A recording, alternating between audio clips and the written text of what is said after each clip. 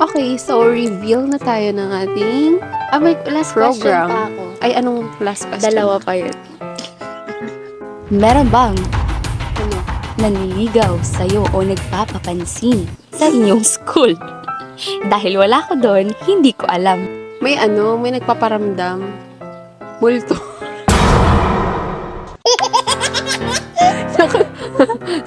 Hindi, totoo yun. May multo sa school. Pero, pag tao, lalaki, guy, na nagpaparamdam, meron. Tapos yun, may mag-chat sa'yo na ganito, ganyan. Tapos Alvin tanong, ano gawa mo po? Legit yan. Ano po gawa niyo? Kumain na po ba kayo? Kasi mag-start yan. Good evening, or good morning, ganyan. Babatiin ko lang rin. Pero after nun, pag nagtanong na kunyari, ano gawa mo po? Parang alam mo na yun. Hindi ko na May mga nire-reply sign na agad. kasi wala akong time mag-entertain ng mga ganyang bagay. Yung tanong niya kanina naman, kung ma-inspiration, yes, of course. Hay, bakit ba pag-inspiration ni pamilya? Yung ano, yeah! Putot. Okay naman ako sa inspiration ko, yung dream ko, yung family ko, friends ko. Pero sa guy, meron akong crush. Pero, syempre hindi naman kami nag-uusap, wala naman kami pumustahan. Alam mo, lumalabo, nag-fade as time goes by. Like, kunyari, pag nag-heart siya sa may demo, doon ka lang ikiligin. Pero after nun, wala na ulit. Ngayon, may nagpaparamdam, pero hindi ko in-entertain. Bati-bati lang, greet-greet lang na ganun. Ha, ibabalik ko sa'yo ang tanong. Siguro kung sa may nagpaparamdam, yung maiwasan yan. Meron talaga yan. Meron pa nga yan, yung parang ano pa eh. Patago pa daw kunyari, pasimang-simang pa, pa-chat-chat pa. Te, anong program po? Ganyan-ganyan. Siguro sa manliligaw, kung may nanliligaw, wala. Kasi una pa lang, sinasabi ko na agad na kapag nakakaramdam na ako na, ay, alam ko na to, may something na ano na to. Sinasabi ko kagad na, ay, hindi kasi ako ganito agad. Kinukwentahan ko na kagad para Kinakwentahan? kinukwento ko na agad. So, para may idea na siya kagad na kung manliligaw ka man, wala ka ng chance. Pag may mga ganyang bagay na lalaki, huwag niyo nang paasahin. Direct to the point. Mahirap kasi magpaasa ka ng tao. Mas okay na sabihin mo kaagad at least alam niya. 'Di ba? And sabihin niyo na rin kung talaga gusto mo, kung antayin mo kung makagraduate. Yan. Para Totoo yun. Like, siguro yung word na yun, isa yun talaga sa magpapatunay kung gusto ka talaga ng tao. Hindi niya man siguro masabi sa'yo, hindi niya man sabihin sa'yo, pero pag inantay ka niyan, naku, winner ka. Winner ka. Oh, go ka na dyan. Pero kung may inspiration, syempre hindi mo iwasan yan. Meron. Inspiration talaga. Para naman may kunting spark sa buhay. Ano kasi, hindi naman parang puro aral ka lang, pa-stress ka. Naging inspiration ko siya kasi nakikita mo sa kanya yung pagsisikap eh. Masipag siya, nag-aaral din siya. So sa akin, siguro, dahil nakikita ko siya, na-inspire ako pag ginagawa niya yun. Nagasipag siya ganito, ang galing niya ganito. Sipagan mo rin. Sisipagan ko din. Siguro pag crush lang talaga. Parang hinahangaan mo lang yung tao. Pero yung sabing talagang gusto, wala pa mi. Kasi siguro kung sasaya lang, masaya talaga pag single kami. Wala talaga nag-astorbo sa'yo. Kung gusto mo pumunta sa ganito, pupunta ka. Wala magsabi-sabi, saan ka ngayon? Sino kasama mo? Ganun. Pag may boyfriend ka kasi, yun ang mahirap. Diba?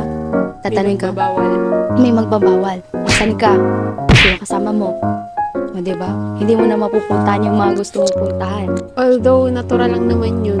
Kasi, once na pumasok ka talaga sa isang relationship, asahan mo na may mga rules talaga yan. Kung ayaw mo ng rules, ayaw namin ng rules, edi huwag kang pumasok sa relasyon, di ba? Masaya pa kasi kami sa Oo. sa era na ganito. May plano kasi kami na after namin mag-graduate or kung basta pag may magugustuhan kami, sinasabi namin sa bawat isa. And then sinasabi namin na kailangan pag ganito, magdo-double date. Tsaka double date mamaya, yung kadate pa natin yung magjowa niyan. BL pala. Masayang may inspirasyon, pero hanggang inspirasyon muna. May nagsasabi na masaya pag may jowa ka kasi may katuwang ka, lagi kang may kasama. Pero mas marirealize nyo, masaya kapag i-enjoy mo muna yung pagiging single. Parang ibigay mo muna sa sarili mo. Ibigay mo muna lahat. Saka na yan yung paano sa ibang tao. Kumbaga, binubuo mo pa lang yung sarili mo, pinapa-upgrade mo pa yung pagkatao mo. Kung gusto ka talaga niya, hindi ka niya pipilitin na gustuhin mo siya agad. Hihintay niya yung tamang panahon. At saka, siguro may nagsasabi na, ang corny na yan, may paano-ano pa sa magulang. Which is, yun talaga yung isang maganda. Yun talaga yung pinaka-the best kung lumalapit ka agad siya sa magulang, or magsasabi. Yun naman kasi ang traditional way eh. Ang pangit nga ng way ngayon, nag-chat lang, okay na eh. Oo. Ngayon kasi, sa mga kabataan ngayon, wala na, chat-chat lang. Binigyan ka na ng ice cream, wala na. Kaya ko pa naman bilhan ng ice cream yung sarili ko. I can buy myself flower. I can buy myself flowers. So, yung mga inspiration ngayon, pang ano lang, pampadagdag sugar lang ba? Parang Oo. may tamis-tamis naman yung Masyado na kasing maalat yung buhay.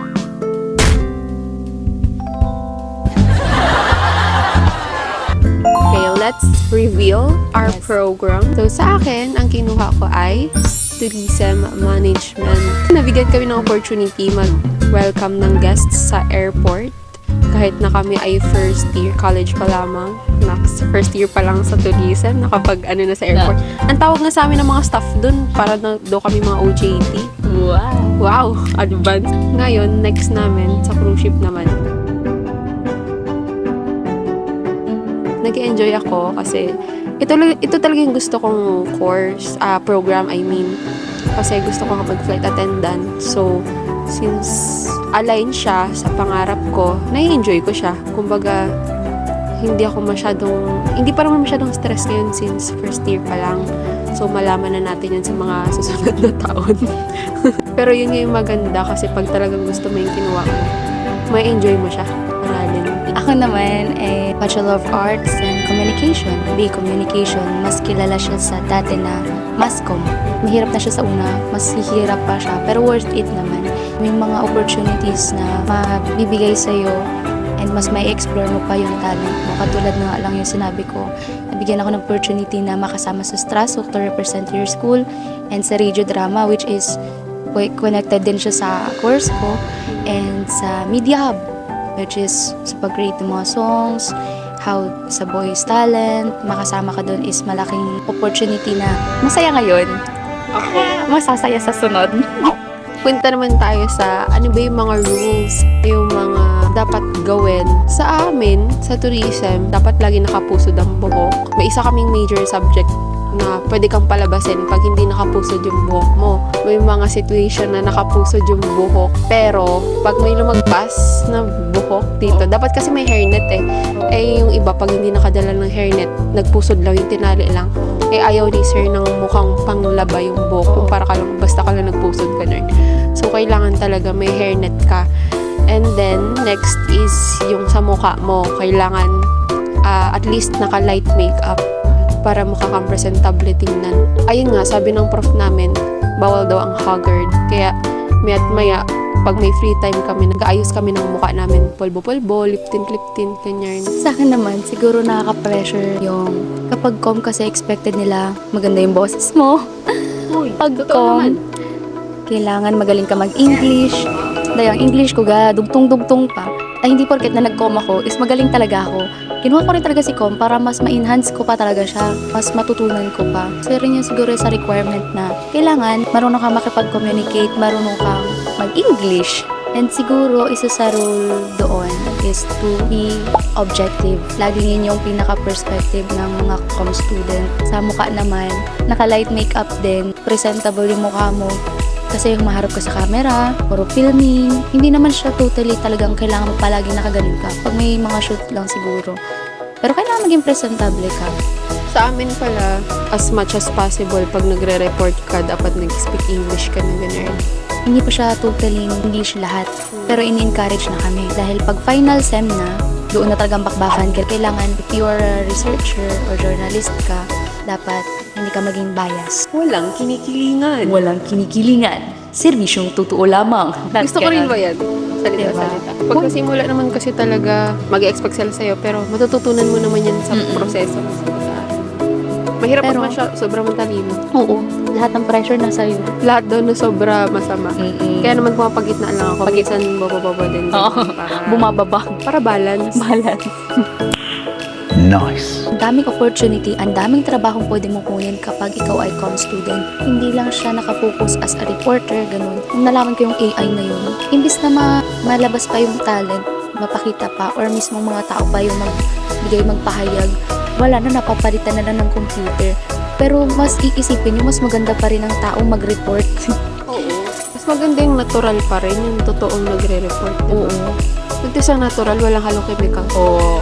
So, ayun lang guys, ang ating napagchikahan ngayon. Sa mga next vlog natin, let's see kung ano naman pwede nating pagkwentuhan. Update lang sa mga susunod. Kasi nangyayari, kung kailan lang kami may free, saka kami magkikita. Oo. Ngayon, undas. Kaya ayan, nakatulog siya dito sa bahay. Long weekend na. Long para sa mga babies natin, sa mga susunod na magiging first year college. May idea na kayo.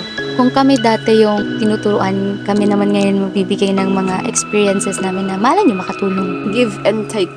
Yes! Bye-bye! Bye-bye!